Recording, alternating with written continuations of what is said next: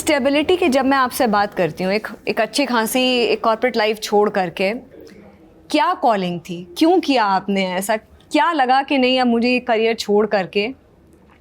और I am sure इसमें भी बहुत चैलेंजेस रहे होंगे, क्योंकि आपसे मेरी जब तक बात होती है, आपसे भी बात करना, समय लेना आसान बात नहीं है।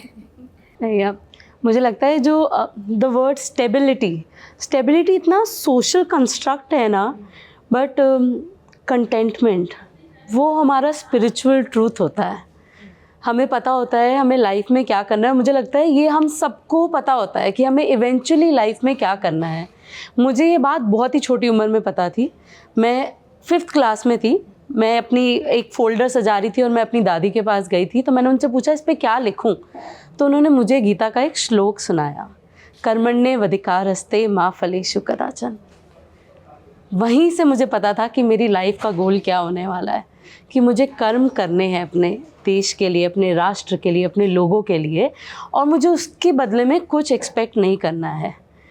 एज अ यूथ जब हम आगे बढ़ते हैं तो हम यही देखते हैं कि हम पहले सेल्फ इंडिपेंडेंट हो जाए।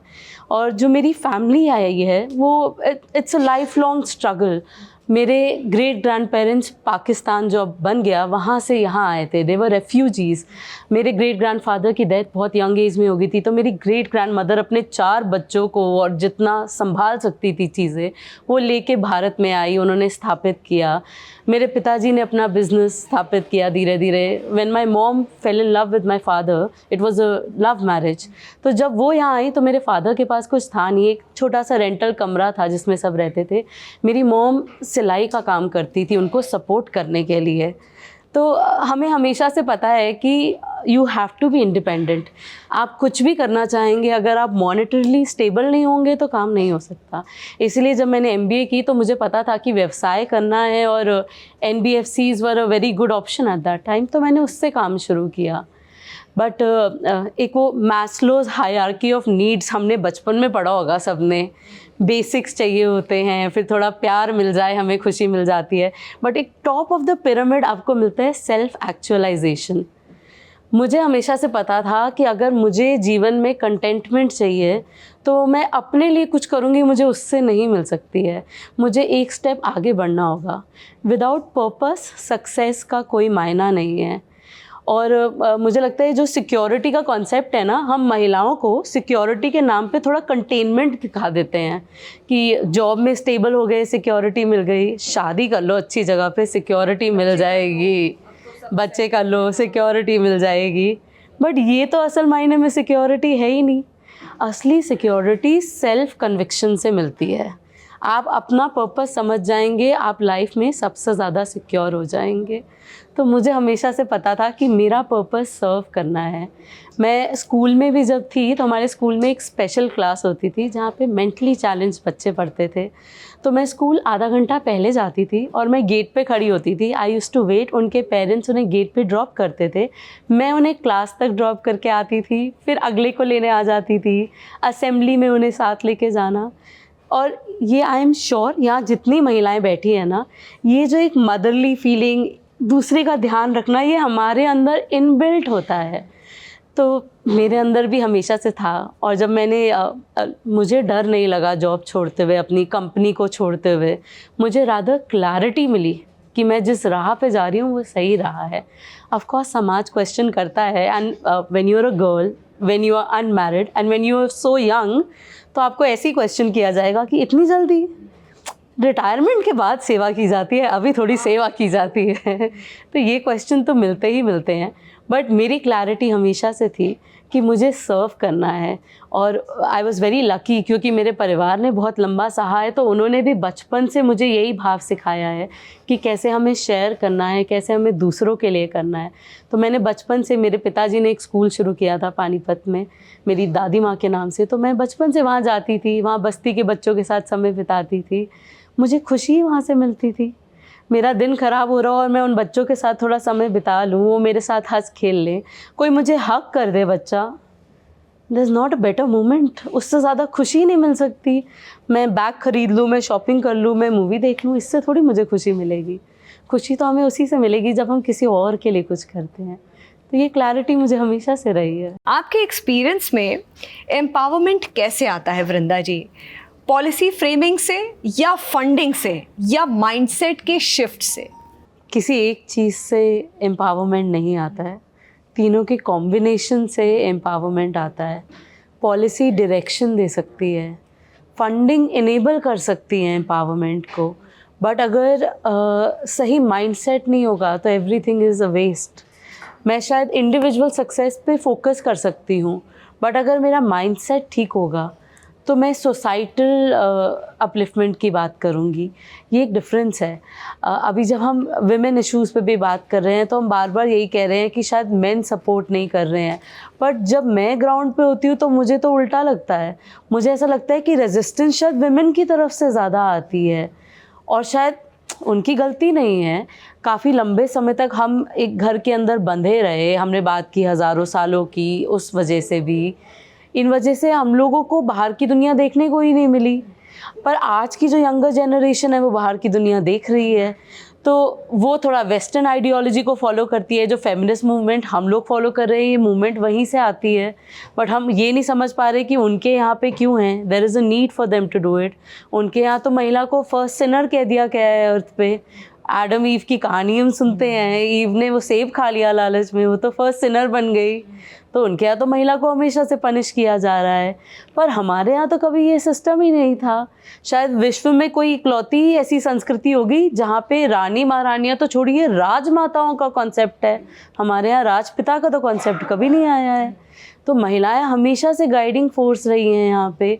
हाँ, ओवर टाइम हज़ारों इसमें एक वर्षों और की चीज़ मैं ऐड करना चाहूँगी कि आपने बोला कि हाँ राजमाताओं का राजपिता का नहीं रहा, और हम लोग भारत माता की जय बोलते हैं, हम भारत पिता की जय तो कभी नहीं बोला। मतलब जितना मुझे इस एज में अपने इसमें, गीता जी, मुझे नहीं लगता कभी भारत पिता की जय बोला हो हमने। क्योंकि भारतीय अस्तित्व ही यही है, हम तो विमेन पावर को ही फर्स्ट कह रहे हैं। अच्छा, अपने यहाँ कभी कंपटीशन की बात नहीं हुई, कंपैटिबिलिटी की बात हुई, एक दूसरे को कॉम्प्लीमेंट करने की बात हुई।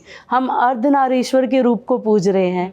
हम तो कह ही रहे हैं कि मनुष्य और प्रकृति साथ में चलेगी, यही फेमिनिन और मैस्कुलिन एनर्जी का साथ में आना है। ये हमें समझना ज़रूरी है। हम वो वेस्टर्न सिविलाइजेशन की बातें फॉलो कर रहे हैं। देखो वहाँ पे क्या था, हमें लगता है कि हमारे यहाँ समाज पिछड़ा था, हमारे यहाँ बैकवर्ड था, बट वहाँ पे अगर आप, एंड इट इज़ डॉक्यूमेंटेड, आप वहाँ पे देखेंगे देयर वाज अ केज, एक मेटल केज होता था। जो पति अगर अपनी पत्नी से खुश नहीं है, वो जवाब दे रही है, कुछ कर रही है, तो पब्लिकली उसे केज पहना के घुमाया जाता था। उस केज में एक मेटल रॉड होती थी जो आपकी टंग के ऊपर आती थी, वो बोल नहीं सकती थी। And imagine having a cage around your face. वहाँ पे अगर एक महिला थोड़ा ज्ञान की बात कर देती थी ना पब्लिक में, तो उसे विच बोल देते थे, चौराहे पे जलाया जाता था पब्लिकली उसे। और आप कपड़ों की बात करो, हम यहाँ कहते हैं कि हमें यहाँ we don't have the right to dress the way we want to. आप वहाँ के बारे में सोचिए, जब अंग्रेज़ यहाँ आए थे, चलिए नॉर्थ इंडिया में उस समय इस्लामिक इन्वेजन हो चुकी थी तो एक अलग परिस्थिति थी, बट जब वो साउथ इंडिया आए तो दे वर सो सरप्राइज्ड। हमने पतले पतले कॉटन और सिल्क के कपड़े पहने हुए हैं, छोटे छोटे ब्लाउजेज़ हैं, स्कर्ट्स छोटी है हमारे यहाँ पे। अच्छा, इन कॉन्ट्रास्ट टू देम, हम लगान से लेकर ब्रिजिटन तक जितने सीरियल शो मूवी देख लोगे, अंदर टाइट कॉर्सेट, नीचे पेटीकोट्स, उसके ऊपर वो बड़े, हम कैन पहनते हैं उनके टाइम पे, एक अंदर स्कर्ट, उसके ऊपर skirt, full sleeves. They had a law, it was illegal कि एक महिला अपना एंकल तक नहीं दिखा सकती है। इतने स्ट्रिक्ट रूल्स थे वहाँ के। Even in terms of voting rights, in terms of property rights, Bharat में तो ये सब हमेशा से था महिलाओं के पास। वहाँ पे ये इश्यूज़ थे जो उन्हें डील करने पड़ रहे थे, बट आज हम उनको फॉलो कर रहे हैं फेमिनिस्ट मूवमेंट के अंदर। एजुकेशन पे हम क्वेश्चन कर रहे हैं कि महिलाओं को एजुकेशन का राइट नहीं है भारत में। ऐसा तो कभी भी नहीं था। अपने यहाँ तो ब्रह्मचारिणी का कॉन्सेप्ट रहा है। हमारे यहाँ गार्गी, मैत्री, लोपामुद्रा, हम जिन वेदों की बात करते हैं 25-26 महिलाओं ने उन वेदों में लिखा है, तो फिर कैसे नहीं था? ठीक है, इस्लामिक इन्वेजन के टाइम पे हमें अपनी बेटियों को घर में छुपा के रखना पड़ गया, बिकॉज अटैक होता था तो सबसे ज़्यादा उन्हीं पे अटैक किया जाता था, उन्हीं को कैप्चर किया जाता था। तो हमें उन्हें संभाल के रखना पड़ा, बेचारी स्कूल नहीं जा पाई या हमें उनकी बाल विवाह करने पड़ गए कि पर्दा करना पड़ा कि पर्दे में रहे, और पति के साथ ही आप सती हो जाइए। सती हो गई, या विधवा को हमने उनका सर मुंडवा दिया। वी टोल्ड देम कि आप कलरफुल कपड़े नहीं पहन सकते। ये सब जो सीमाएं हमने, बंधन जो हमने बनाए थे, ये उनकी सिक्योरिटी के पॉइंट ऑफ व्यू से बनाए थे। ये कभी भी उन्हें बंद करने का तरीका तो नहीं था हमारी तरफ से। तो लोग सनातन को क्वेश्चन करते हैं, मैं सिर्फ इतना कहती हूँ कि सनातन को समझ लो फिर क्वेश्चन कर लेना। तो जब हम अब विमेन एम्पावरमेंट की बात करते हैं, हमने विमेन स्कूल्स पे काम सबसे पहले इसीलिए किया, हमारा काम हरियाणा से शुरू हुआ, और बेटी बचाओ बेटी पढ़ाओ का जो पूरी मुहिम है वो भी हरियाणा से शुरू हुई। तो हमारे मन में भी यही था कि लोग वहाँ पे बेटियाँ का रेशियो सबसे कम था, और आज it's one of the fastest growing ones. तो हम यही चाहते थे कि उन्हें अपनी संस्कृति समझा दे पहले। जब अपने आप संस्कृति समझ आएगी तो फिर वो थॉट ही चेंज हो जाएगा। और ये बहुत जल्दी वहाँ पे आया। हमने जब स्कूल शुरू किए, हमारे यहाँ बच्चियाँ पढ़ने आई, पढ़ने के साथ साथ हमने सिलाई केंद्र खोले, उनके लिए स्किल क्लासेस भी रखी कि एक बेटी को जितना कुछ आना चाहिए वो सब आना चाहिए आत्मनिर्भर होने के लिए। बाकी ऐसा नहीं है कि आपको किसी के घर शादी करके जाना है तब काम करना है, आपको आत्मनिर्भर होने के लिए। तो हमारे यहाँ बेटियाँ रंगोली बनाना भी सीख रही है, मेहंदी लगाना भी सीख रही हैं।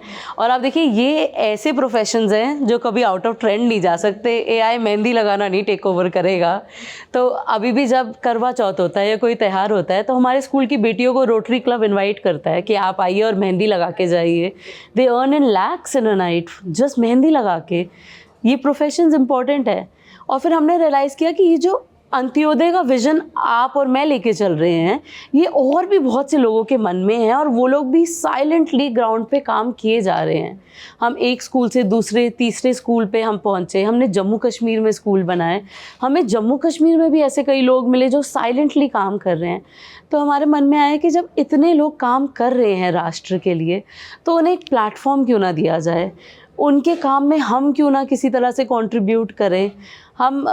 आज आप हम सबको यहाँ इंटरव्यू कर रहे हैं, कहीं ना कहीं हम सब अननोन फेसेस थे। अगर आपका प्लेटफॉर्म नहीं मिलता तो कोई हमें नहीं जानता। और वैसे ही और भी बहुत से फेसेस हैं जो हमने सोचा कि शायद संत ईश्वर फाउंडेशन के माध्यम से हम उन्हें आगे ला सकते हैं। तो हमने हर वर्ष ऐसे 16 लोगों को ढूंढना शुरू किया पूरे भारत से, जो सेवा के क्षेत्र में काम कर रहे हो, जिनको कोई जानता ना हो नेशनल लेवल पे। इन नामों को ढूंढना it's a 1 year long process, और बहुत मज़ा आता है क्योंकि कहीं ना कहीं मुझे लगता है शायद मेरा काम बहुत बड़ा था, पर जब मैं इन लोगों से मिलती हूँ, जो छोटे छोटे, दंतेवाड़ा में एक दीदी हैं जो काम कर रही हैं, जब वो छोटी थी तो उन्हें माओवादिस्ट ने किडनैप कर लिया था, वो वहाँ से बच के आई और आज वहीं पे महिलाओं के लिए काम कर रही हैं। और सौभाग्य की बात ये है कि इस वर्ष उन्हें पद्मश्री मिल रहा है इसी काम के लिए। तो ऐसी बहुत सी इंस्पायरिंग स्टोरीज़ हैं जो आपके और मेरे बीच में शेयर होनी चाहिए। और फाउंडेशन तो ये भी चाहता है कि इनके कामों को बल दे, तो फाइनेंशियली भी एड करें। तो हम हर वर्ष उन्हें 1 करोड़ की राशि अपनी तरफ से दे रहे हैं कि आपका काम और बढ़े, क्योंकि अगर उनका काम बढ़ेगा तो समाज आगे बढ़ेगा, समाज आगे बढ़ेगा तो भारत आगे बढ़ेगा, और देश आगे बढ़ेगा तो विश्व भी तभी आगे बढ़ेगा। ये तो सबको पता है, भारत ही विश्व गुरु की राह पे है।